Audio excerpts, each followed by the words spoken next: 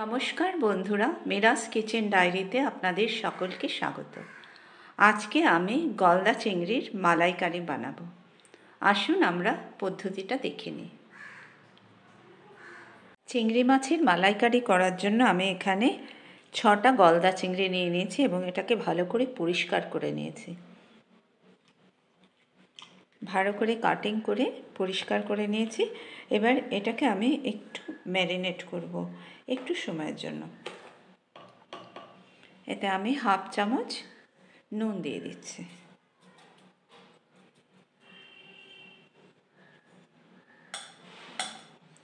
Half চামচ লঙ্কা গুঁড়ো আর half চামচ হলুদ গুঁড়ো। এটাকে ভালো করে মাখিয়ে এপিট ওপিট করে এটাকে ভালো করে মাখাতে হবে।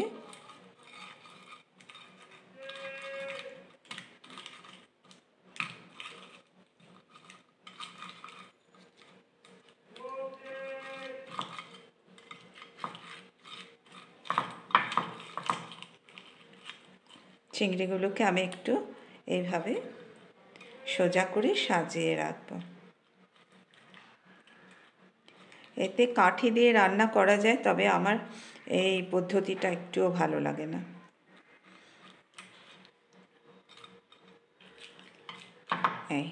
এটা আমি 10 মিনিটের জন্য একটু রেখে দেব। নারকেলের দুধ পার করার জন্য আমি এখানে একটা ছোট নারকেল কুড়িয়ে নিয়েছি। নারকেলটা বেশ ছোট ছিল। এবার এটাকে আমি ব্লেন্ডার জারে নিয়ে নিচ্ছি।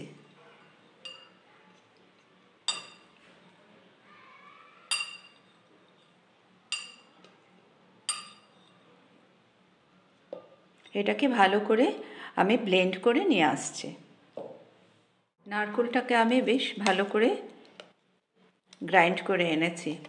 এবার এটাকে এখানে আমি 1 কাপ মতো গরম জল নিয়েছি আর এর মধ্যে আমি নারকেলটাকে দিয়ে দেব।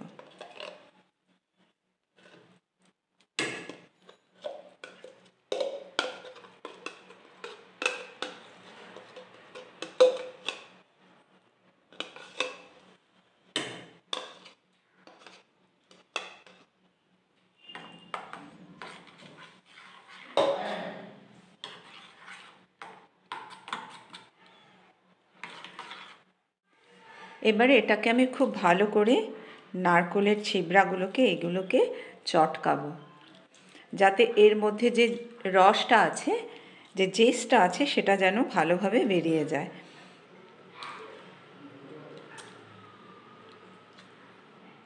এরপরে আমি এই নারকেলের যে দুধটা, এটাকে আমি ছেঁকে নেব। এটা ছেঁকে নিচ্ছে।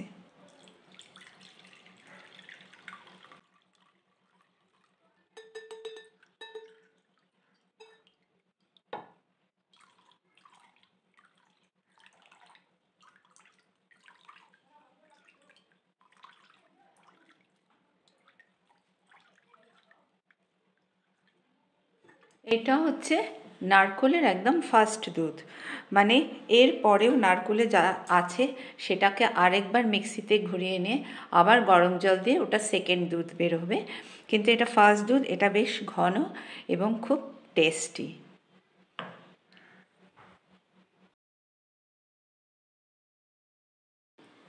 এতে আমি সর্ষে তেল দিয়েছি। এবারে মাছগুলো ছেড়ে দেব।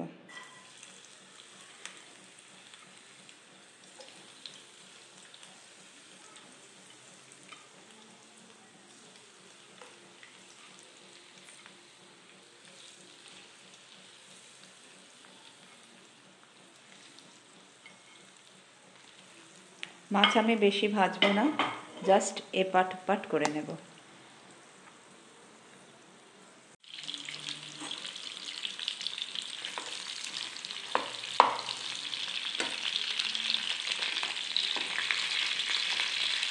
মাছগুলোকে একবার করে ঘুরিয়ে দেব।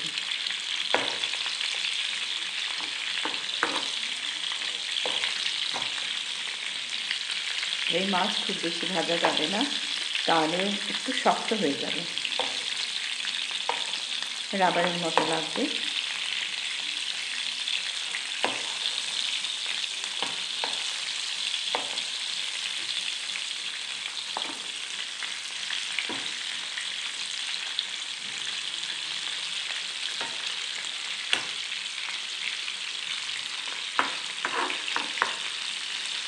এক মিনিট জাস্ট আমি মাছটাকে একটু সাঁতলে নিলাম। এবার আমি এটা তুলে নেব। মাছগুলো তুলে নিচ্ছি।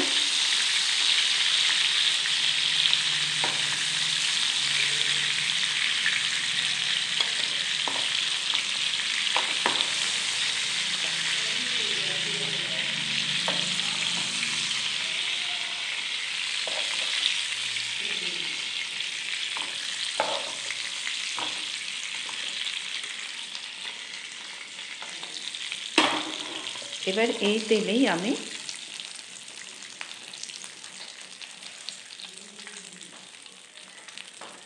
গরম মশলা আর তেজপাতা ফোড়ন দিয়ে দেব।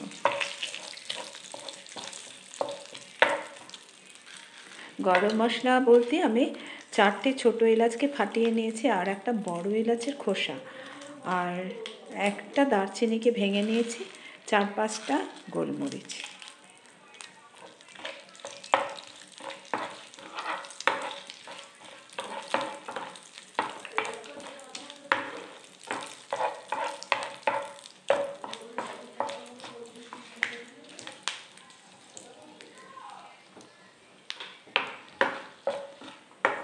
এটা চটপট আওয়াজ হচ্ছে।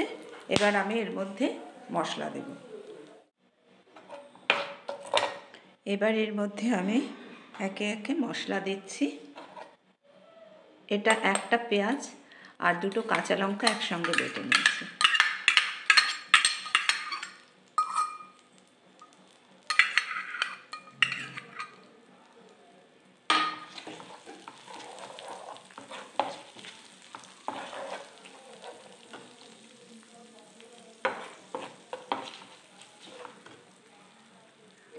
এর মধ্যে আমি 1/2 চামচ রসুন বাটা, 1/2 চামচ আদা বাটা দিয়ে দেব। চিংড়ি মাছের নিজস্ব একটা খুব ভালো গন্ধ আছে, আর সেজন্য এটায় বেশি আদা রসুন দেওয়া যায় না।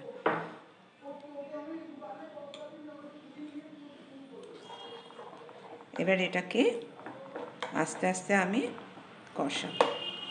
আচ্ছা, এর মধ্যে আমি এবারে দিয়ে দিচ্ছি 1 চামচ লঙ্কা গুঁড়ো আর 1/2 চামচ হলুদ গুঁড়ো।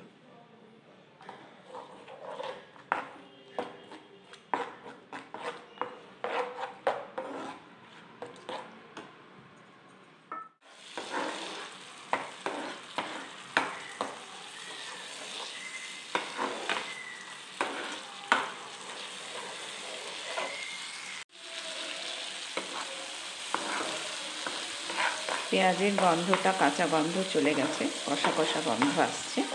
এবার এর মধ্যে আমি দেব টমেটো পিউরি। এই পিউরিটা আমি ঘরে নিজে বানিয়ে নিয়েছি। জাস্ট টমেটোটাকে হালকা বয়েল করে আর সেটা পিউরি করে নিয়েছি। এর মধ্যে আর কিছু নেই। এটা 4 টেবিল চামচ টমেটো পিউরি।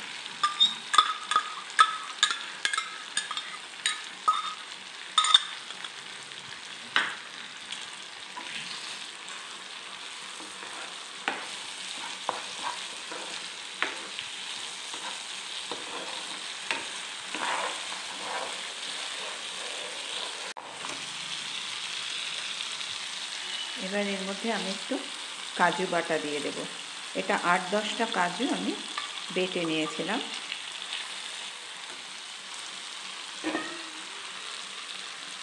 অল্প জল দিয়ে একটু গুলে দিয়ে দিতে হবে।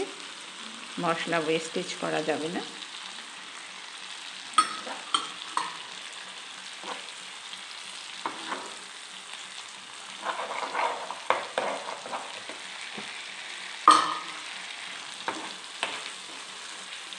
বেশ সুন্দর রং এসছে।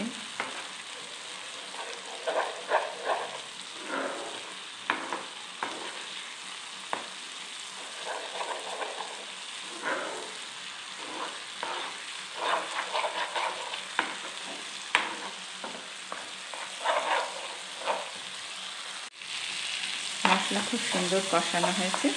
এবারে এতে আমি নারকেলের দুধটা ঢেলে দেব, পুরো দেব না, কেন এটা ঝোল হবে না, এটা একদম মাখা মাখা হবে, জাস্ট চিংড়িটা সেদ্ধ হবে এর মধ্যে।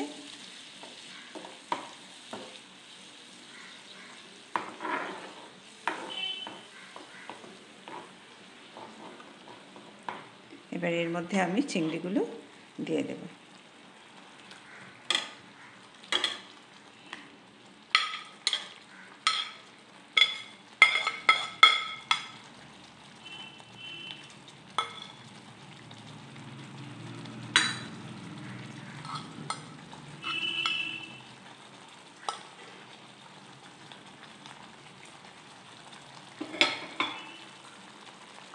এবারে এটাকে ঢেকে দিয়ে একটু আঁচটা কম করে রান্না করব, কিন্তু বেশি করা যাবে না।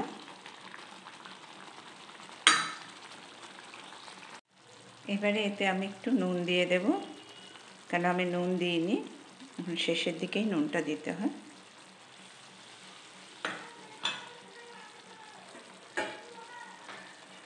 ঢেকে দেব।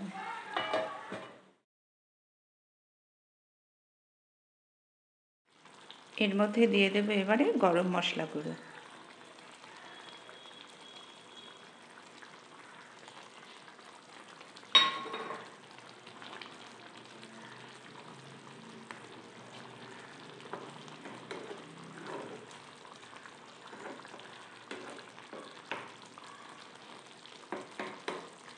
অনেকে এর মধ্যে ঘি দেয়, কিন্তু আমি ঘি দেব না, কেননা এর মধ্যে এটা অলরেডি অনেক রিচ। এর মধ্যে কাজু বাটা পড়েছে, আর অনেকটা নারকেলের দুধ পড়েছে, যেটা কি পিওর নারকেলের দুধ, তা সেজন্য আমি এতে আর ঘি দিচ্ছি না, কিন্তু ফোড়ন একটা দেব। তেলে একটুখানি শুকনো লঙ্কা গুঁড়ো আর দুটো শুকনো লঙ্কা এই আমি ফোড়ন দিয়ে দিচ্ছি।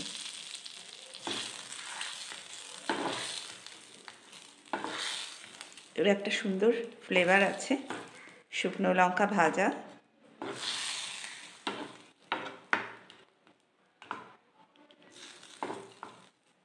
রেডি হয়ে গেল আমার চিংড়ি মাছের শাহি মালাইকারি। এটা শাহি বলা চলে, কেননা খুব টেস্টি এবং রিচ।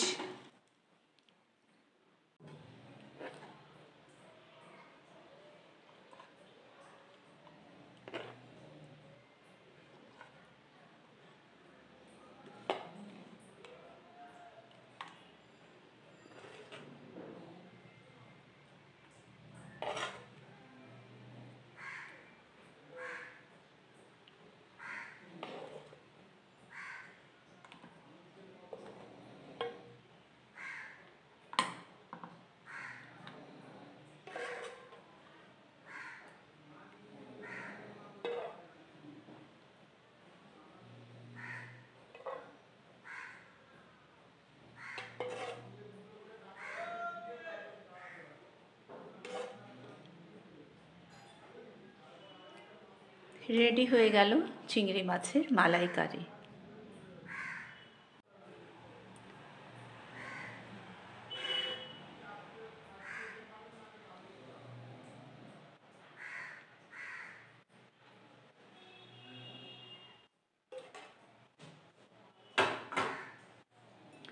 দেখতে তো খুব ভালোই হয়েছে, খুবই সুন্দর হয়েছে,